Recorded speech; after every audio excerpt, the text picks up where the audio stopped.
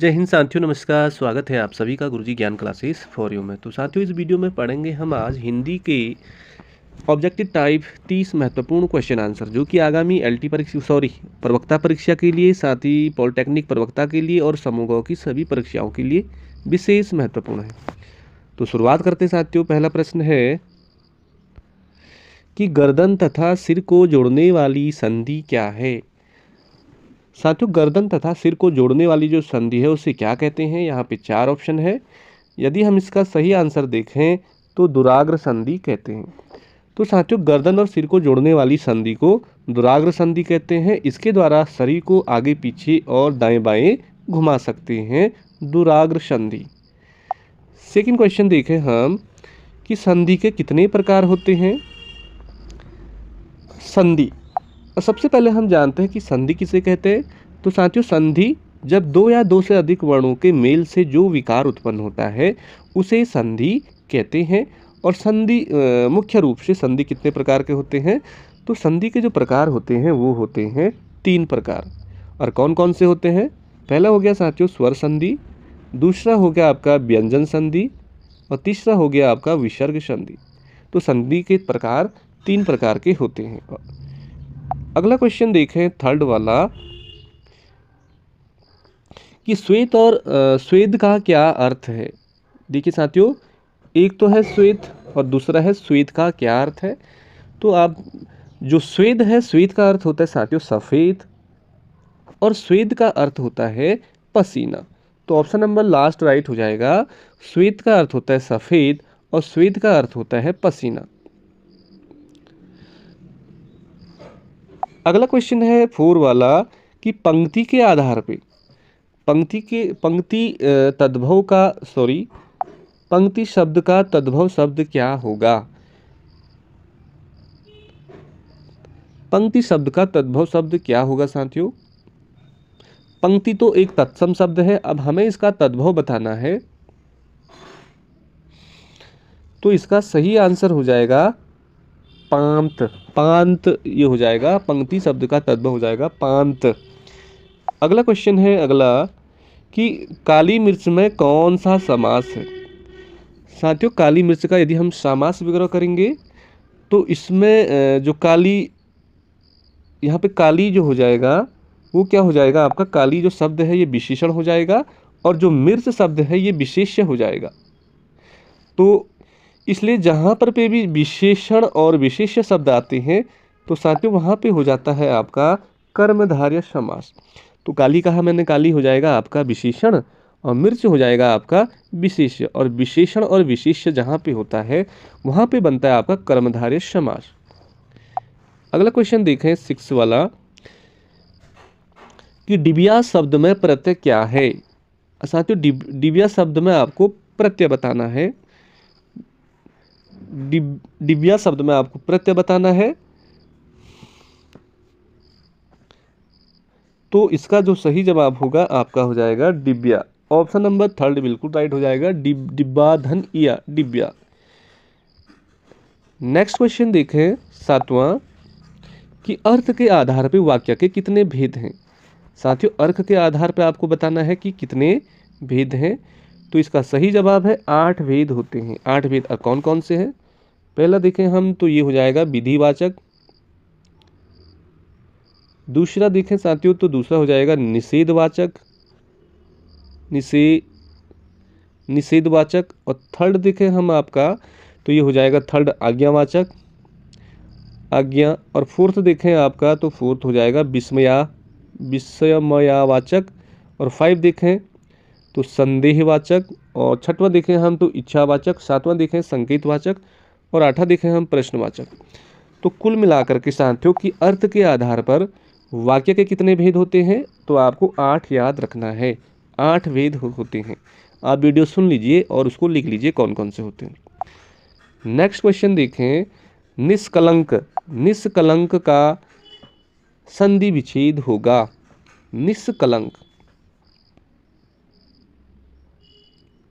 तो साथियों, हम इसका जब संधि विच्छेद करेंगे तो हम आंसर जानेंगे। तो इसका जो पहला ही आंसर सही हो जाएगा, नीह धन कलंक, निष्कलंक। निष्कलंक शब्द क्या है? एक इसमें विसर्ग संधि है साथियों। कौन सा है? ये विसर्ग संधि है और विसर्ग संधि है। ये क्या है? विसर्ग संधि। अगला देखें हम 9वां, महोत्सव में कौन सी संधि है? साथियों महोत्सव का यदि हम संधि विच्छेद करें तो क्या हो जाएगा? महाधन उत्सव। उत्सव, महाधन उत्सव। तो यहाँ पे आ रहा है आधन, आधन यहाँ पे उ आ रहा है और इन दोनों को जोड़ के बनता है साथियों उ। और जहाँ पे इस तरह का जोड़ आ जाए वहाँ पे होता है गुण संधि। तो महोत्सव में कौन सी संधि हो जाएगी? ऑप्शन नंबर डी बिल्कुल राइट हो जाएगा। महाधन उत्सव संधि विच्छेद करेंगे तो यहाँ पे लास्ट में आ रहा है, यहाँ पे उ आ रहा, तो आ और उ को जोड़ के बनता है ओ। और ओ जहाँ पे आ जाए साथियों वहाँ पे होता है गुण संधि महोत्सव। अगला क्वेश्चन देखें 10वां, कि तद्भव शब्द किसे कहते हैं? तद्भव शब्द किसे कहते हैं? अब जानते हैं हम तद्भव शब्द दो शब्दों से मिलकर बना होता है। एक होता है तत्, दूसरा होता है भव। अर्थात जो शब्द संस्कृत से उत्पन्न हुए हैं और थोड़े से परिवर्तन के साथ हिंदी में क्या हो जाते साथियों? प्रयुक्त हो रहे हैं, तद्भव शब्द कहलाते हैं। जैसे अग्नि। और यहाँ पे हम जानेंगे इस सवाल का आंसर कि तद्भव शब्द किससे कहते हैं। तो अभी हमने देखा कि संस्कृत से उत्पन्न हुए शब्दों को तद्भव शब्द कहते हैं। नेक्स्ट क्वेश्चन देखते हैं 11वां, कि आधी रात को हिंदी में क्या कहते हैं? आधी रात को हिंदी में क्या कहते हैं? तो यहाँ पे आप सारे ऑप्शन देखोगे तो निशिथ हो जाएगा राइट। और निशिथ काल रात्रि का साथियों वह समय होता है जो सामान्यतः रात 12 बजे से 3 बजे तक के बीच का जो समय होता है। और इसको आमजन की भाषा में इसे मध्य रात्रि भी कहते हैं, अर्धरात्रि भी कहते हैं और आधी रात भी कहते हैं। ठीक है। और यहाँ पे सरवरी है, तो सरवरी किसे कहते हैं? सूर्यास्त और सूर्योदय के जब सूर्यास्त होता है और सूर्योदय के मध्य का जो समय होता है टोटल, वो कहलाता है सरवरी। सरवरी कहलाता है। और यामिनी और जो विभारी, ये दो शब्द हैं साथियों, ये रात के ही क्या है? समानार्थी शब्द हैं। समानार्थी शब्द हो जाएंगे विभावरी और यामिनी। और निशिथ, इसका आधी रात को हिंदी में क्या कहते हैं? तो निशिथ हो जाएगा। नेक्स्ट क्वेश्चन देखते हैं 12वां, कि वत्स्य का तद्भव शब्द क्या होगा? वत्स्य। अभी हमने जाना साथियों कि जो तद्भव शब्द होते हैं वो दो शब्दों से मिलकर बने होते हैं, तत् धन भव। और ये संस्कृत के शब्द होते हैं, उससे थोड़ी मिलते जुलते होते हैं। और यहाँ पे वत्स्य शब्द का वत्स का तद्भव शब्द क्या होगा? तो साथियों यहाँ पे वत्स का जो शब्द होगा इसका सही आंसर हो जाएगा बेटा। बेटा इसका बिल्कुल राइट शब्द है। नेक्स्ट क्वेश्चन देखते हैं 13, कुमुदनी का पर्यायवाची शब्द क्या है? कुमुदनी का पर्यायवाची शब्द क्या है? तो इसका हम आंसर जानेंगे साथियों सीधे चांदनी। चांदनी जो है कुमुदनी का पर्यायवाची शब्द है, या इसके अन्य पर्यायवाची शब्द हैं चंद्रिका। बहुत इंपॉर्टेंट क्वेश्चन है साथियों। चंद्रिका कुमुदनी का ही पर्यायवाची शब्द है। और जयोत्सना और चंद्रमरीचि, उजियारी, चंद्रप्रभा, जुनहि आदि, यारी ये सारे शब्द क्या हैं? ये हैं आपके कुमुदनी के पर्यायवाची शब्द। अगला क्वेश्चन देखें हम 14वां, पीताम्बर शब्द में कौन सा समास है? पीताम्बर अर्थात साथियों पीला है अंबर जिसका, अर्थात विष्णु भगवान। और तो पीताम्बर शब्द का अर्थ जो इसमें जो समास होगा साथियों वो क्या हो जाएगा? सही आंसर बहुव्रीहि समास। पीताम्बर का अर्थ हुआ पीला, अंबर का वस्त्र हो गया अर्थात भगवान विष्णु। मतलब जिस समास में कोई भी पद क्या हो साथियों? प्रधान नहीं होता है, तथा दोनों पद मिलकर तीसरे अन्य पद की ओर संकेत करते हैं, तीसरे के बारे में बताते हैं, तो वहां पे होता है बहुव्रीहि समास। जैसे पीताम्बर तो पीला अंबर अर्थात विष्णु, या तो ये हो गया इसका बहुव्रीहि समास, आपको याद रखना है। अगला नेक्स्ट है 15वां क्वेश्चन, आवश्यकता से अधिक वर्षा को क्या कहते हैं? तो साथियों हम इसका आवश्यकता से अधिक बोले तो अतिवृष्टि। अति का अर्थ क्या था? अति धन वृष्टि, मतलब बहुत या सीमा से परे ज़्यादा वर्षा होना ही अतिवृष्टि कहलाता है। और अल्पवृष्टि, आवश्यकता से कम वर्षा का होना, ये अल्पवृष्टि कहलाता है, या उसे अनावृष्टि भी कहते हैं। क्वेश्चन में है आवश्यकता से अधिक वर्षा का होना क्या कहलाता है? तो अतिवृष्टि आपका सही आंसर है। नेक्स्ट क्वेश्चन है, मैं ही कह रहा हूँ साथियों, आपको थोड़ी वीडियो को समय देना है और जो चीज़ें आपको डिफिकल्ट लगती है उसको कॉपी पे नोट डाउन करना है, क्योंकि पॉलिटेक्निक प्रवक्ता, स्क्रैनिंग हिंदी, एसआई पुलिस और समूह की तमाम परीक्षाओं के लिए बहुत ज़्यादा इंपॉर्टेंट है। आपने देख लिया होगा आयोग का जो स्टैंडर्ड है सिलेबस से हट के भी दे रहा है। अब इजी क्वेश्चन नहीं आ रहे हैं, थोड़ी क्वेश्चनों का लेवल ठीक ठाक हो रहा है, तो उसी क्रम में मैंने ये वीडियो बनाई है, आपको देखना है।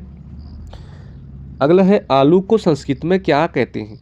शकरकंद कहते हैं, मरीचम कहते हैं, आलूकम कहते हैं, या अलाबुह कहते हैं? तो साथियों इसका सही जवाब है आलूकम। हलंद के साथ है, आलू को संस्कृत में आलूकम कहते हैं। नेक्स्ट क्वेश्चन है 17वां, चारण काव्य की भाषा क्या है? तो साथियों चारण काव्य की काव्य क्या है? तो सबसे पहले चारण क्या था? ये आदिकालीन प्राचीन काव्य है। यह अपने आश्रयदाता राजाओं को प्रशंसा में लिखा गया होता था। और यहाँ पे हमें आंसर देना है कि चारण काव्य की भाषा क्या है। तो इसका सही जवाब हो जाएगा पहला अवहट्ठ। अवहट्ठ बिल्कुल इसका सही आंसर है। नेक्स्ट क्वेश्चन देखा 18वां, बालकृष्ण भट्ट की रचनाएं कौन सी हैं? देखिए साथियों, जो बालकृष्ण भट्ट जी हैं इनकी जो रचनाएं हैं, निबंधावली और साहित्य सुमन इनके चुनिंदे निबंधों का संग्रह है। तो यहाँ पे भट्ट निबंधावली, साहित्य सुमन, नूतन ब्रह्मचरी, ये उपरोक्त सभी जो रचनाएं हैं वो बालकृष्ण भट्ट की हैं।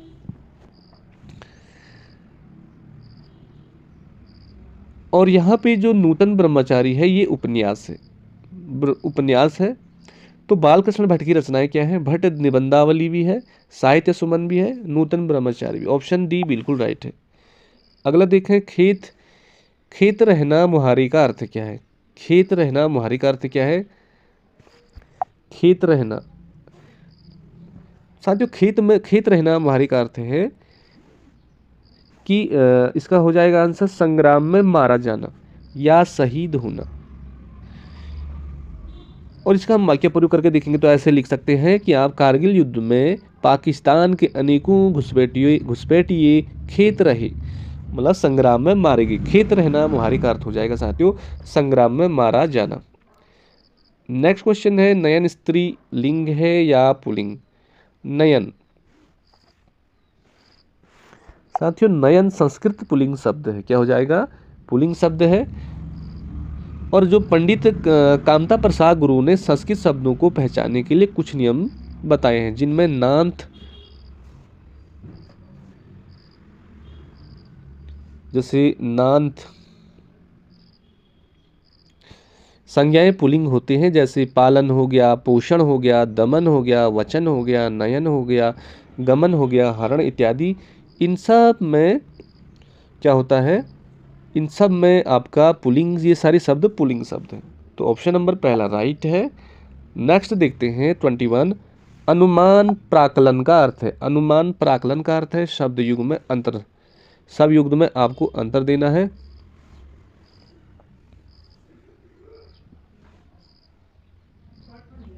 अनुमान और प्राकलन का अर्थ शब्द युग में अंतर है। तो ये तर्क से लिया, इसका जो सही आंसर साथियों ये हो जाएगा तर्क से लिया निश्चय, गणना से लिया निर्णय, इसका इस अर्थ है। अगला देखें 22वां, अविधि अविधि अविधि और अविधि का अर्थ है।